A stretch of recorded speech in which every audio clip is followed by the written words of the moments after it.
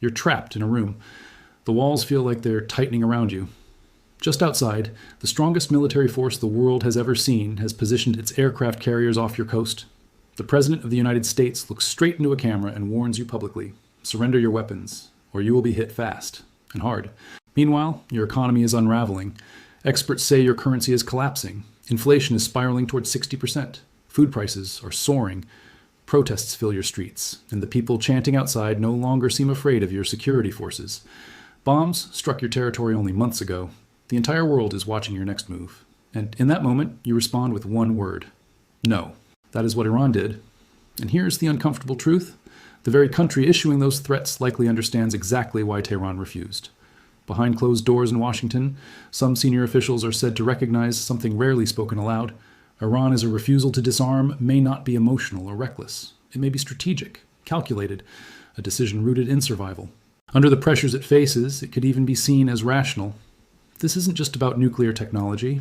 It is about what happens when a nation observes a pattern, when governments that surrendered their strategic deterrence were later invaded, destabilized, or overthrown, and decides it will not follow that path. To understand how we arrived at this point in early 2026, we have to rewind. For decades, Iran's nuclear ambitions have sat at the center of global tension. Western governments distrusted them. Israel repeatedly warned of military action. The United Nations passed sanctions and resolutions. Through it all, Iran continued enriching uranium, gradually, persistently. Then, in 2015, diplomacy appeared to triumph. Iran reached an agreement with 6 major world powers: the United States, the United Kingdom, France, Germany, Russia, and China. The deal became known as the Joint Comprehensive Plan of Action, or JCPOA. Under its terms, Iran limited uranium enrichment to 3.67%, far below weapons-grade levels. It reduced its stockpile and allowed international inspectors broad access to its facilities. In exchange, economic sanctions that had severely damaged its economy were lifted. The agreement was celebrated as a breakthrough. Leaders in Europe welcomed it. The United Nations endorsed it. For a brief moment, it seemed as though confrontation had been avoided. But in 2018, the United States withdrew from the agreement. Calling it flawed, he pulled the U.S. out and reinstated harsh sanctions. His administration launched what it described as a maximum pressure campaign, an effort designed to economically isolate Iran and force it into a new negotiation on stricter terms. Here is where the turning point came. From Tehran's perspective, it had complied with the agreement. International inspectors repeatedly reported that Iran was meeting its obligations, yet the sanctions returned anyway. The lesson many Iranian leaders drew from that moment was simple. Even full compliance did not guarantee stability or relief. That perception reshaped Iran's long-term strategy. When President Biden entered office, there were hopes of restoring the deal. However, many sanctions remained in place, and negotiations struggled. Iran's economy continued to strain under pressure. Gradually, Iran began increasing its nuclear activities again. Enrichment levels rose beyond previous limits. By May 2025, the International Atomic Energy Agency reported that Iran had accumulated over 400 kilograms of uranium enriched to 60% purity, a level far beyond what is typically required for civilian energy programs. That report intensified global alarm. The IAEA stated it could no longer confidently confirm that Iran's nuclear program was strictly peaceful. Soon after, events escalated dramatically. On June 13, 2025, Israel launched a major military operation targeting Iranian nuclear and military sites. The campaign lasted nearly 2 weeks. In its final phase, the United States joined with strikes aimed at deeply fortified facilities. Markets reacted instantly. Oil prices surged. Investors rushed toward gold. The world braced for regional war. When the operation ended, Iran had suffered significant damage, but it had not been eliminated as a strategic actor. And that is where the real story begins. Despite being battered by sanctions, shaken by airstrikes, diplomatically boxed in, and facing the most intense internal unrest since the revolution of 1979, Iran's leadership looked at the aftermath. Shattered facilities, foreign warships stationed nearby, ultimatums issued from Washington, and still refused to bend. To understand why, we have to examine what was being demanded. The U.S. position rested on 3 core conditions, presented not as proposals, but as requirements. First, Iran must permanently end all uranium enrichment. Not cap it, not scale it back, eliminate it entirely. Second, Iran must dismantle or severely restrict its ballistic missile program under strict international oversight. Third, Iran must terminate financial and military backing for allied armed groups across the region, including Hezbollah in Lebanon, Hamas in Gaza, the Houthis in Yemen, and militia networks in Iraq. On the surface, those demands can sound like standard security measures, but now shift perspective. Imagine you're in the room where Iranian decision makers are debating this. What would agreeing to all three actually mean? If Tehran accepts zero enrichment, it surrenders its primary negotiating asset. Enriched uranium is not just material, it is leverage. It is the reason world powers remain engaged in dialogue. Remove it, and Iran enters any future talks empty-handed. More importantly, eliminating enrichment capacity means forfeiting what strategists call breakout capability, the option, if faced with an existential threat, to rapidly develop a nuclear deterrent. And after being directly targeted in 2025, existential threat is not a hypothetical concept for Iran. It is something it has experienced. Now consider the missile program. Following the June 2025 strikes, Iran's air defense systems were weakened.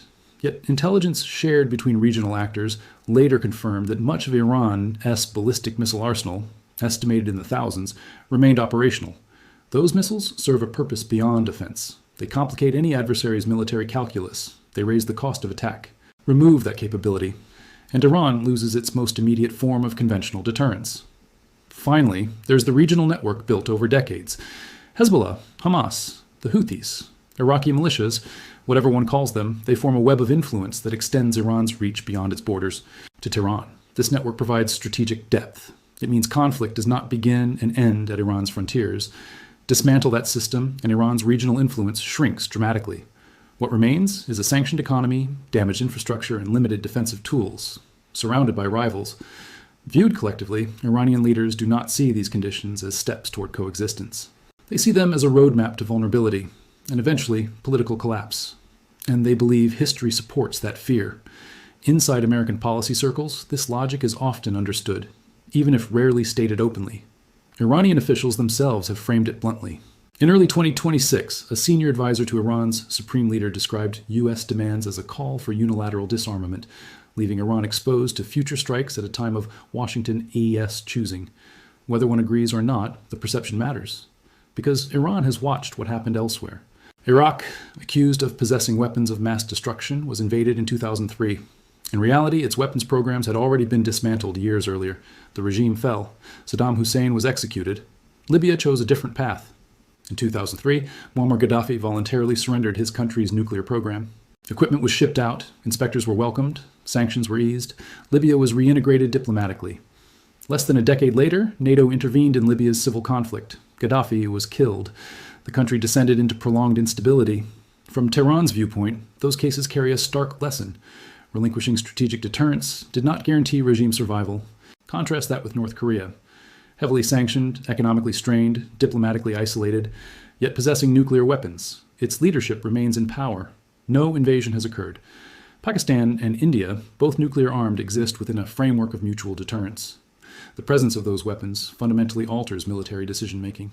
Iran's conclusion, shaped by these precedents and by its own experience with the 2015 agreement that later unraveled, appears straightforward. Survival depends on maintaining capabilities that raise the cost of confrontation. In early 2026, respected nuclear policy analysts noted something difficult to ignore. Iran complied with the original nuclear deal. It allowed inspections. It reduced enrichment levels. Yet that compliance did not produce long-term security guarantees. Instead, sanctions returned, and eventually military strikes followed. From Tehran's perspective, cooperation led not to stability, but to renewed pressure, and ultimately attack. And once that belief takes hold inside a government facing both foreign threats and domestic unrest, the decision to hold on to every remaining lever of power stops looking like defiance. It starts looking like insurance. This argument is not coming from the margins. It is being made by mainstream scholars at some of the most respected institutions in the world: Princeton, Oxford, Cambridge, the Council on Foreign Relations. And their conclusion is blunt. Over the last 8 years, U.S. policy has severely weakened the credibility of nuclear non-proliferation when it comes to Iran. From Tehran's point of view, the logic is simple.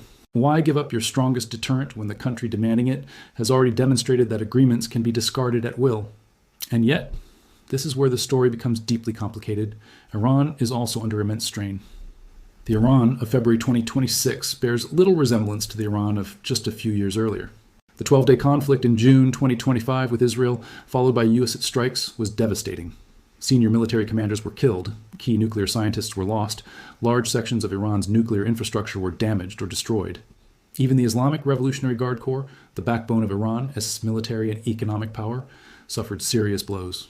At home, conditions deteriorated even further. In late December 2025, protests erupted across all 31 provinces. What began as demonstrations over economic collapse quickly transformed into something much larger. Inflation was approaching 60%. The national currency was in free fall. Food prices had surged beyond what many families could afford. But the chants on the streets soon went beyond economics. Protesters demanded political change. In some places, they openly questioned the survival of the Islamic Republic itself. The state responded with force, live ammunition, mass arrests. An internet blackout beginning January 8, 2026, that obscured the scale of the crackdown. But information still reached Western intelligence agencies, and what it revealed was deeply unsettling. According to multiple Iranian officials who spoke to Reuters in February 2026, senior leaders delivered a message to Supreme Leader Ali Khamenei that was unprecedented in its bluntness. Public anger had reached a point where fear no longer worked. That sentence changes everything. For nearly half a century, fear had been the regime's most reliable tool. If fear is gone, the foundations begin to crack. Those same briefings warned of something even more dangerous, that a U.S. military strike, combined with sustained domestic unrest, could trigger outright regime collapse, not gradual weakening, not loss of prestige, collapse. That fear now outweighs sanctions, isolation, and even the damage to nuclear facilities. The leadership believes pressure is closing in from the outside and the inside at the same time, and that the system may not survive the squeeze. This is the central paradox of Iran's predicament. The very pressure meant to force Iran to disarm is reinforcing the argument for holding on to every remaining deterrent. From Tehran's perspective, weakness makes concessions more dangerous, not less. A strong, stable government with public support can afford compromise. A government facing economic freefall, mass protests, damaged defenses, and external threats cannot. In that environment, giving up the one capability that commands global attention looks reckless. In January 2026, U.S. Secretary of State Marco Rubio acknowledged this reality with unusual candor. Asked what would happen if Iran's government collapsed, he admitted there was no simple answer. He said plainly that no one knows who would take control. That admission matters. It signals that even Washington understands regime collapse is not a solution. It is a gamble with enormous risks. A fragmented Iran could mean ballistic missiles falling under the control of unpredictable factions. It could mean nuclear expertise spreading beyond state oversight. It could mean regional instability on a scale far greater than anything seen so far. The Council on Foreign Relations has described Iran as a threshold state, a country with the technical capacity to build nuclear weapons, but one that has not crossed the final line. A threshold state under internal collapse is one of the most dangerous scenarios imaginable. Analysts point to three major risks: loss of centralized control over nuclear materials, incentives for factions to sell technology or expertise, and a dynamic where chaos itself accelerates weaponization rather than preventing it. Which brings us to the present moment. In February 2026, indirect negotiations resumed in Muscat, Oman, with Omani mediation. On paper, the fact that talks are happening at all is a positive sign. The alternative, escalation without dialogue, is something everyone involved is trying to avoid. But the fundamentals have not changed. Washington continues to demand zero enrichment, limits on missiles, and an end to regional proxy support. Tehran continues to reject all three. Iran's counteroffer is narrowly defined. Negotiations limited strictly to the nuclear issue. No missiles, no regional alliances. Iran's foreign minister, Abbas Araghchi, has been explicit. This is a nuclear file and nothing more. Every attempt to broaden the agenda has been turned away. The U.S. response has been to maintain what it calls maximum pressure. Sanctions remain. Military assets stay in place. The USS Abraham Lincoln Strike Group remains within range. President Trump continues to signal that force remains an option if talks fail. What makes this moment different is a conclusion now being stated openly.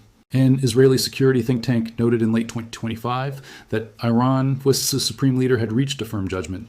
The Trump administration is not a reliable negotiating partner.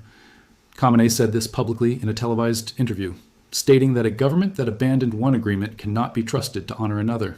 From a purely rational standpoint, it is difficult to dismiss that reasoning. The United States signed the JCPOA in 2015. The United States exited it in 2018. Any new agreement lacking congressional ratification could be undone just as easily by the next administration.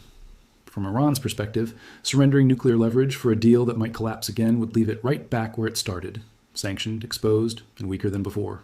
There is, however, one idea that analysts believe could unlock the stalemate. It has circulated quietly in academic and policy circles for years, a regional nuclear enrichment consortium in the Persian Gulf. Under this framework, Iran would not be required to abandon enrichment entirely. Instead, enrichment would occur within a multinational system involving regional states and international observers.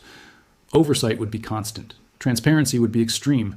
Diversion toward weapons would be nearly impossible without detection. Iran would retain a civilian nuclear program. It would retain enrichment capabilities, but not sole control. In theory, this model addresses both sides' core fears. Iran keeps dignity and deterrence. The international community gains visibility and constraint. Whether politics will allow such a solution is another question entirely. If you want, next I can. The idea of a regional enrichment consortium has not emerged from fringe thinkers. It has been explored by respected scholars, including researchers at Princeton, and has found cautious support among segments of the global arms control community. During early indirect talks in Muscat in April 2025, U.S. Special Envoy Steve Witkoff reportedly signaled openness to unconventional approaches. Still, the official position of the Trump administration remains firm: zero enrichment. And shifting from that stance would carry political risk for a White House that has built its credibility around uncompromising demands.